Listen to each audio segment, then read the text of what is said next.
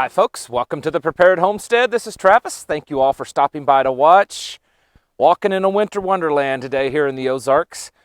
They're saying that the wind is supposed to really start kicking it up, and we have started having some gusts.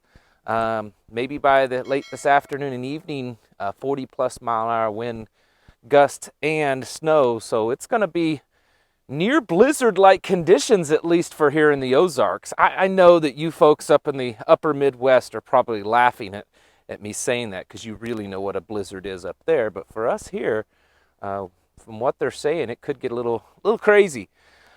I want to talk about the economy again because now that, we're going to have a new president in a few days. And we've been talking about this whole leading up to the inauguration and all of that. And then there's a big conversation going on a new group that I set up over on Telegram, the Telegram app. If you want to join in on that, there's going to be a link in the description. In less than 24 hours, there's about 200 people or so in the group. And there's some really good conversations going on, not just about current events, but about prepping and homesteading, people sharing advice on everything from solar panels to greenhouses and internet security. It's a really good place to go and talk. And considering the tech world, it's about as secure as you're going to get for a chat group for everyone to join in on. But anyways, there's a link down in the description. If you're interested in joining that, I'd very much encourage that.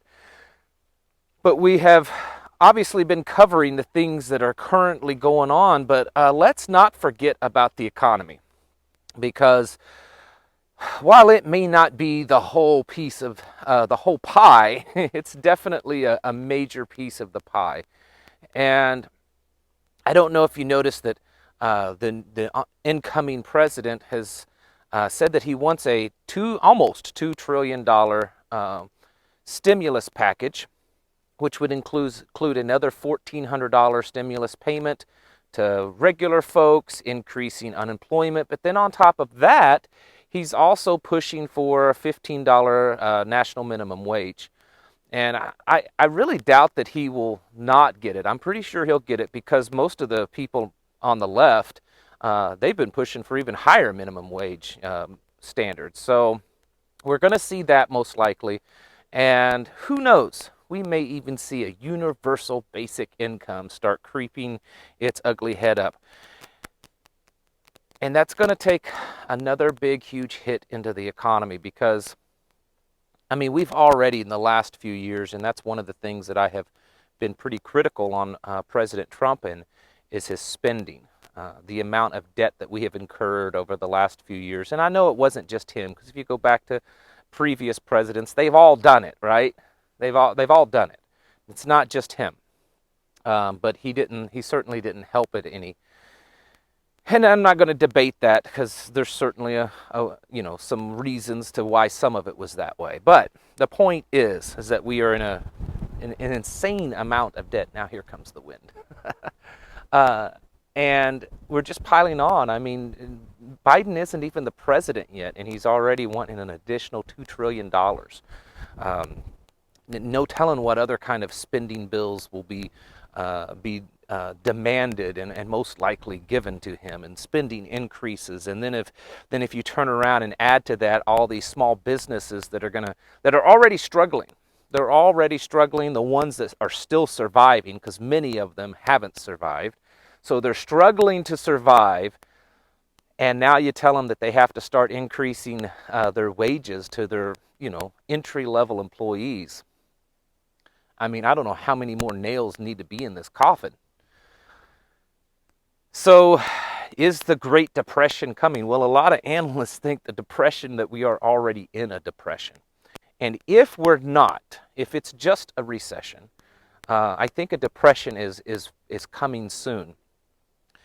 There's a lot of factors to figure in, and I watched a video, some of you talked about it in the new chat group yesterday, and I've commented and promoted the guy before, YouTube channel Johnny Bravo, and they were talking about which is going to be worse, the Great Depression of the late 20s and 30s or this new one. And, you know, they were pointing out what they felt would be some differences, but the bigger point is it's probably going to be a lot worse because there's a lot more things, not just economically, that's going to be involved in this. We're not just talking about a stock market crash or a housing crash or you know, bond market crashing or you know, dollar value crashing. Those aren't the only factors to be played into this. We have an insane amount of debt that we didn't have before. Our GDP to debt ratio is completely upside down. But then there's other things that's going to factor into this that aren't financial.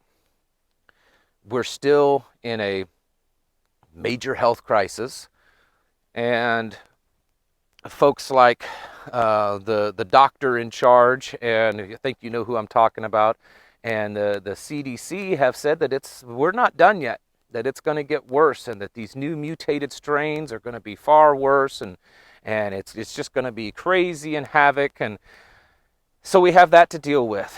We have increased food prices.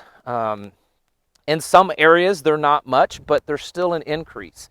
And right now, everything is kind of so fragile that even a small increase is going to really hurt people, and it already is hurting people. We've talked on this show in the past about how many people are just struggling to get enough food, far more than ever before. How many people are struggling for housing and to afford their housing. The potential of millions, even tens of millions of Americans being homeless because of everything that's going on. If you could, I feel, this is my opinion, if you could compare it to the last Great Depression, you know, it would almost be like comparing the size of the earth to the size of the sun. I don't know that there could be a comparison. And then there's other things that a lot of these economists don't really start to touch on that I think folks like you and I may think about.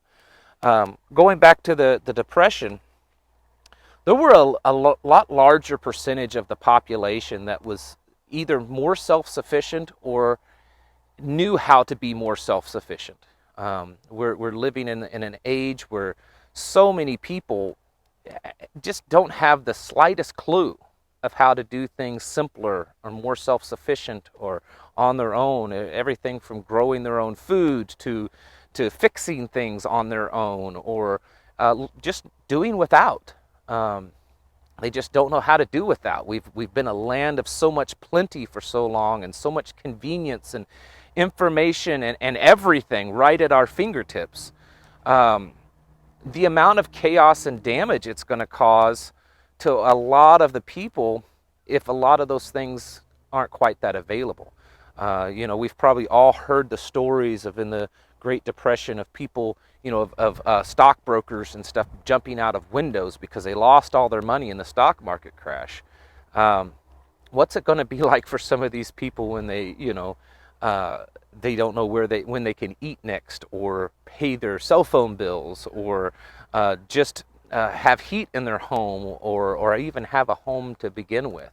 I think it's going to create a lot of chaos there. And then on top of that, you add to all the political upheaval, which didn't really exist back then. We certainly not to the level that it is right now.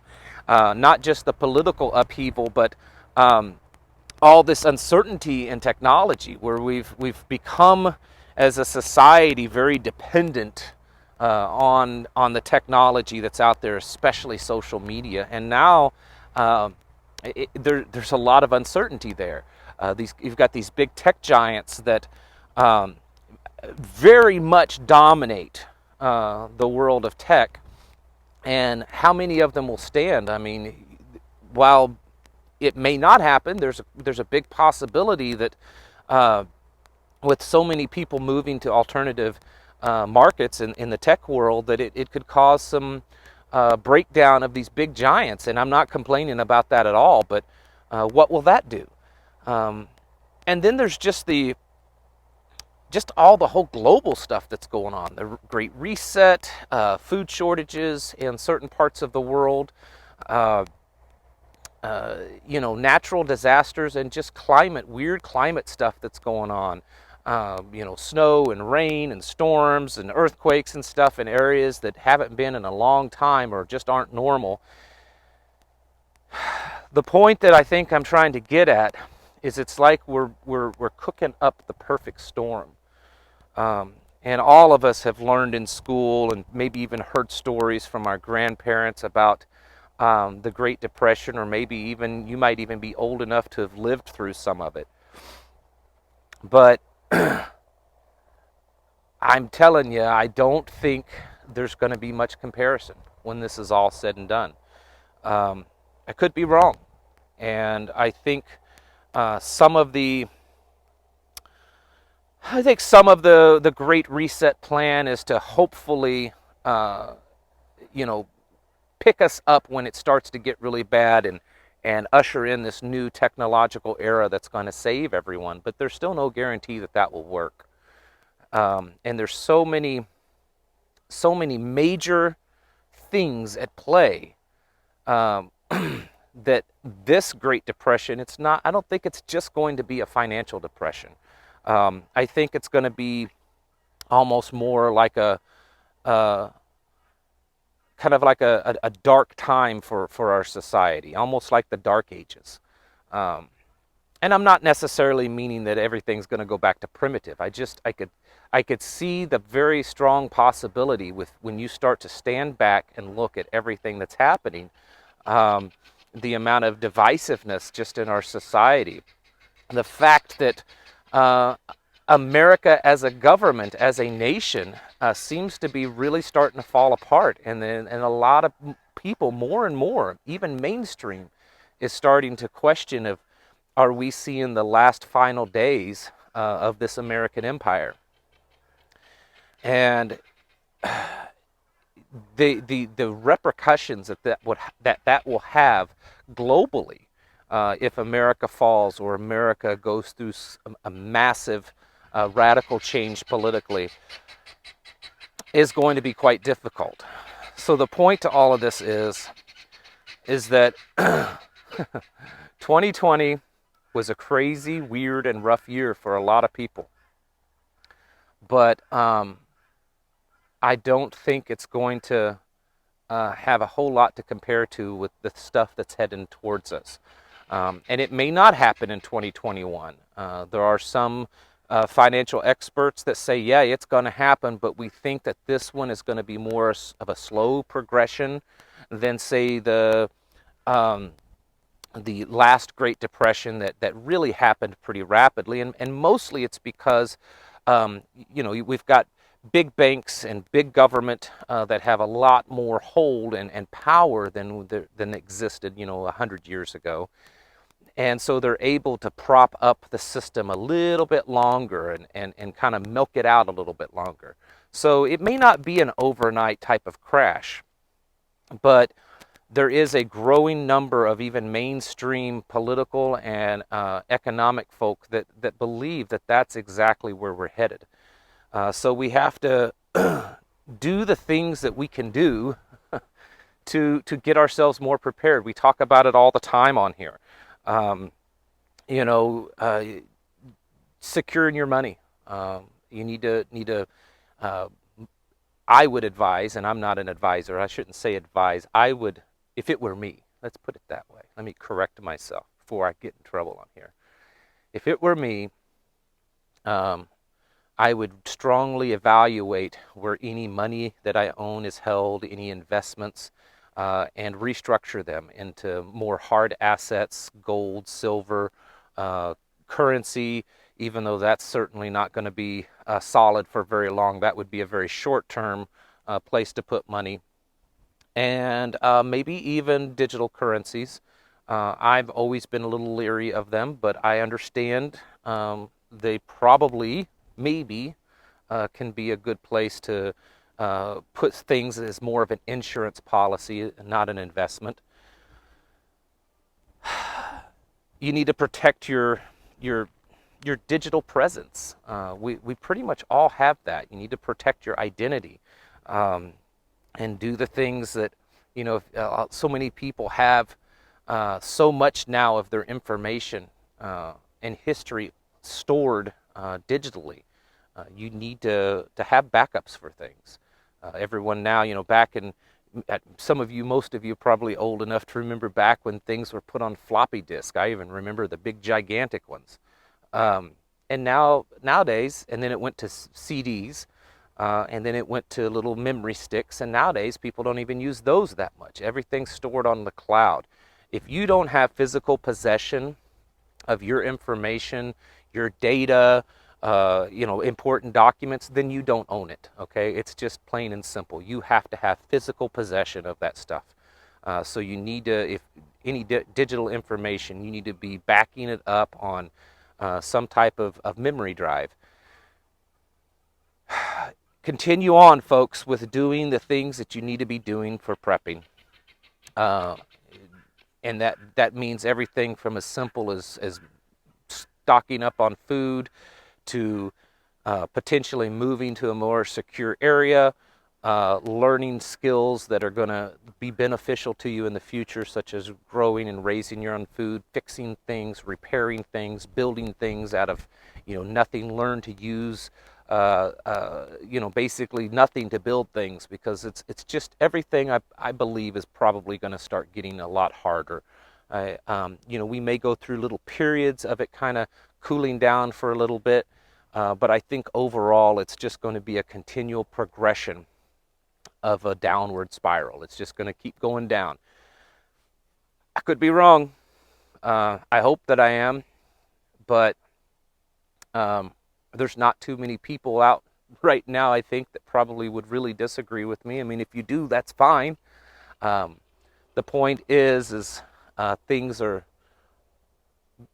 pretty crazy right now, and you have to, yes, focus on this immediate stuff that's talked about right now and that we have a lot of focus on, but don't lose focus on things down the road that are going to be happening that we know, great reset, economical problems, technical revolutions, this massive progression to very left progressive, socialist, Marxist ideology. It's all coming, folks, and we've got to. I think it's time to buckle down and get serious. If you haven't been serious, it's time. And I understand some of you may be in a situation where a spouse or something just isn't on board. You just got to keep working at them and trying to help them see what's really going on out there. Again, there's the Telegram chat room, chat group. There's a link in the description below on that. Also, if you're looking for a good VPN service, it's a way to mask your internet activity online so that you can't be tracked and followed even by governments. Check out Viper VPN. There's also a link in the description below. It's a good product that we use, and it's one that I feel pretty safe with. So check that one out. All right, folks. Thank you all for watching. I'll catch you in the next video.